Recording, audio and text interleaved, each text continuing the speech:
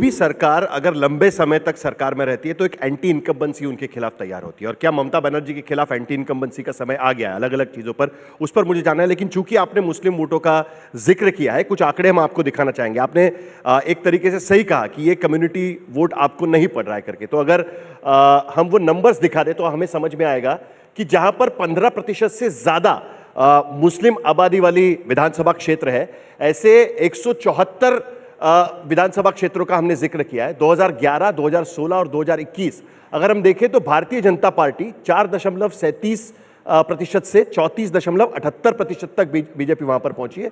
लोकसभा चुनाव में अगर हम असेंबली सेगमेंट में उसको कन्वर्ट करें तब भी 34% तक वहां पर पहुंची हुई हमें यहां पर नजर आती है। लेकिन कुल मिलाकर बीजेपी इन इलाकों में कमजोर है। और अगर हम देखें तो इन क्षेत्रों में भारतीय जनता पार्टी का सीट शेयर अगर हम देखें एक बार वो भी अगर हम दिखा दें तो हमें समझ में आएगा कि बीजेपी यहां पर बहुत ज्यादा सीट्स नहीं जीत पाती है। केवल 42 और 34 सीटें भारतीय जनता पार्टी, इन 174 में से सीटें यहां पर भारतीय जनता पार्टी जीत पाती है।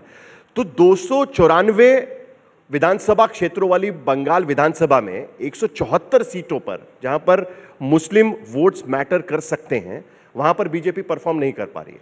करीब 100 से ज्यादा सीटें हैं, 150 से ज्यादा सीटें ऐसी हैं। तो ये एक बहुत बड़ा प्रॉब्लम है, आपको फिक्स करना पड़ेगा। देखिए, जो आप ये भी बीजेपी पर आरोप लगता है कि मुस्लिम विरोधी पार्टी है, वो छवि सुधारने की जरूरत है बंगाल के लिए। देखिए, मुझे जो लगता है कि भारतीय जनता पार्टी का नीति सबके सामने है।